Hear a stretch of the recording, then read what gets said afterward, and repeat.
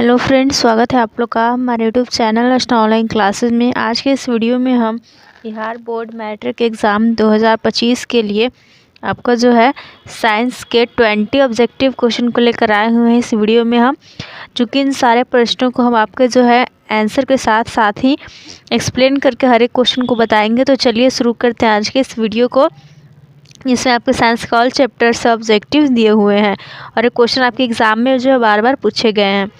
तो देख सकते हैं पहला प्रश्न हमारा कि हमारा शरीर किस पीएच परिसर के बीच कार्य करता है। तो अगर हमारे शरीर की बात करें, बॉडी की बात करें, तो इसका जो है पीएच मान होता है 7 से 7.8 के बीच जो हमारा शरीर है सही तरीके से कार्य करता है। तो 1 का हमारा ऑप्शन बी सही हो जाएगा। नेक्स्ट है श्वसन के अंतिम उत्पाद क्या है, यानी कि श्वसन क्या है, एक प्रकार की रासायनिक अभिक्रिया है हमारा। तो इसके फलस्वरूप जो अंतिम उत्पाद जो बनता है वो क्या बनता है, तो आपका जो CO2 मुक्त होता है और ऊर्जा साथ में। तो 2 का ऑप्शन बी सही हो जाएगा। नेक्स्ट है कि निम्नलिखित में से कौन सा ऊर्जा का नवीकरणीय स्रोत है। तो ऊर्जा का नवीकरणीय स्रोत का अर्थ होता है कि जिसे हम लोग जो पुनः प्राप्त कर सके, वैसा होता है नवीकरणीय स्रोत। तो देखिए जैव मात्रा, पेट्रोलियम, कोयला, इनमें से कोई नहीं। देखिए आपका कोयला, पेट्रोलियम, इसके अलावे जो जैव मात्रा है, तो ये सभी जो ऊर्जा के अनवीकरणीय स्रोत है, यानी कि इसके एक बार जो मतलब इसे हम दोबारा जो यूज नहीं कर सकते हैं, एक बार जो उपयोग करने के साथ ही ये समाप्त हो जाते हैं। तो अगर हम नवीकरणीय की बात करें तो वो हो जाएगा आपका सौर ऊर्जा, पवन ऊर्जा, ये सभी जो इनमें से कोई नहीं इसका राइट आंसर होगा। और पवन ऊर्जा, सौर ऊर्जा, ये सब जो इसका एग्जाम्पल हो जाएगा।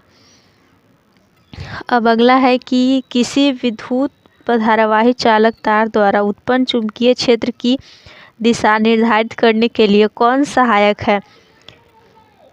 तो इसका राइट आंसर हो जाएगा कि किसी विद्युत धारावाही चालक तार द्वारा जो उत्पन्न चुंबकीय क्षेत्र के दिशा को निर्धारित करने के लिए फ्लेमिंग के वाम हस्त नियम का यूज करते हैं। 4 का भी ऑप्शन सही हो जाएगा।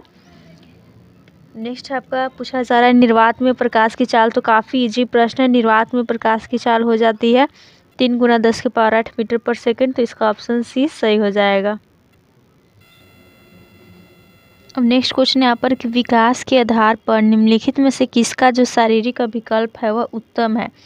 यानी कि अगर हम विकास के आधार पर बात करें तो किसका जो शारीरिक अभिकल्प हो जाएगा, जो कल्पना है, जो रचना है, वह जो है उत्तम है, यानी कि अच्छा है। तो ऑप्शन डी हो जाएगा चिंपैंजी का।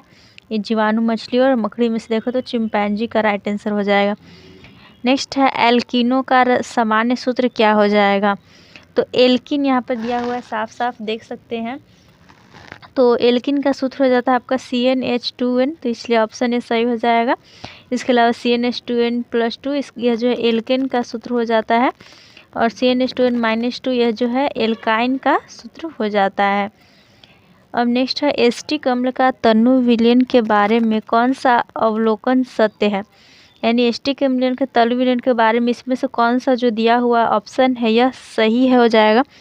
तो आपका जो एसिटिक अम्ल का तनु विलयन होता है यह जो है सिरका सा गंध देता है। कैसा? सिरका जैसा गंध देता है। तो 8 का ऑप्शन ए सही हो जाएगा।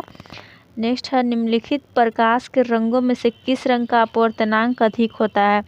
तो अपवर्तनांक जो है वह अधिक होता है बैंगनी का। तो 9 का डी ऑप्शन सही हो जाएगा। इसके अलावा बैंगनी का जो है आपका विचलन भी अधिक होता है। इसके अलावा विचलन के साथ ही जो है प्रकीर्णन भी जो होता है ना, तो प्रकीर्णन भी जो है बैंगनी का अधिक हो जाता है। तो इसे आप लोग याद रखिएगा। इसके अलावा वेग तरंगदैर्घ्य कम होता है। नेक्स्ट है कि विरंजक चूर्ण का अनुसूत्र क्या होता है। तो विरंजक चूर्ण का सूत्र हो जाता है CaOCl2। तो यहाँ पर ऑप्शन सी जो है इसका सही हो जाएगा। अब नेक्स्ट क्वेश्चन यहाँ पर कि किसी प्रोटॉन का निम्नलिखित में से कौन सा गुण किसी चुंबकीय क्षेत्र से मुक्त गति करते समय परिवर्तित नहीं हो सकता है। तो कोई भी प्रोटॉन हो, इसका जो है मतलब कि वे यहाँ पर चाल होता है ना, यह जो है किसी भी चुंबकीय क्षेत्र से मुक्त गति करते समय परिवर्तित नहीं, बदल नहीं सकता उसका चाल। तो 11 का ऑप्शन ए सही हो जाएगा।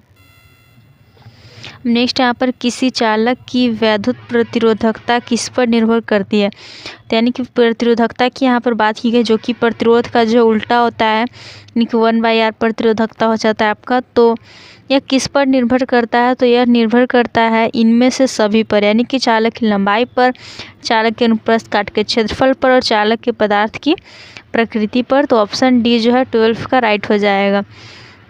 नेक्स्ट है, यदि किसी समबाहु त्रिभुज यानी कि प्रिज्म में निर्गत कोण और विचलन कोण हमारा 40 डिग्री और 30 डिग्री है, तो आपतन कोण का मान क्या हो जाएगा।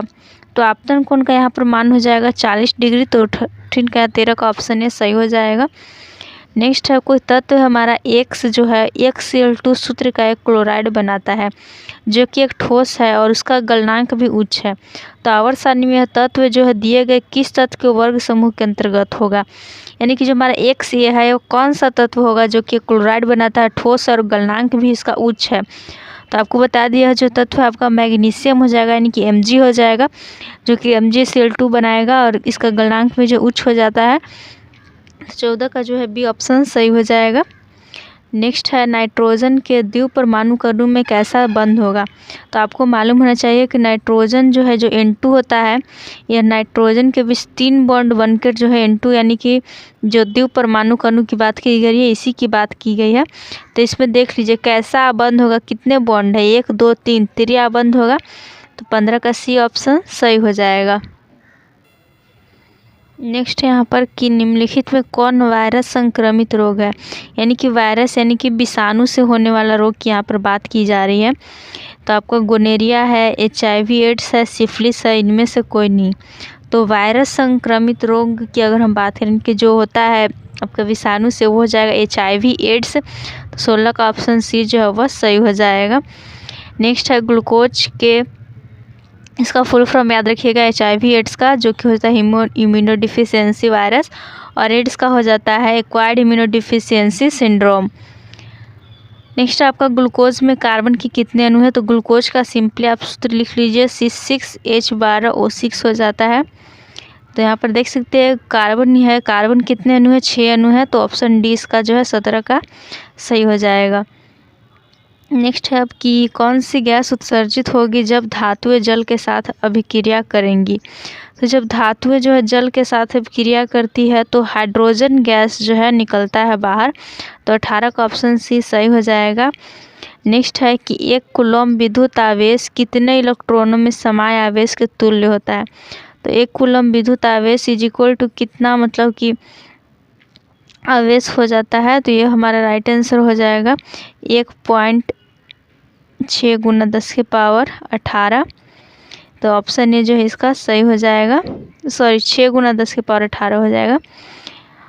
नेक्स्ट है,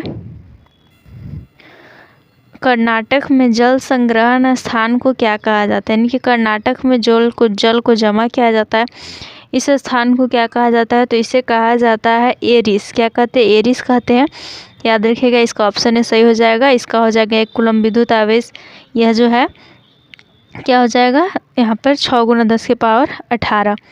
तो इस तरह से हमने आप पर के जो 20 ऑब्जेक्टिव क्वेश्चन कर लिया, जो कि साइंस से हैं, काफ़ी महत्वपूर्ण है। अगर नहीं याद है तो आप इसको ज़रूर याद कर लीजिएगा। तो एंड करते हैं पर वीडियो को। Thanks for watching video.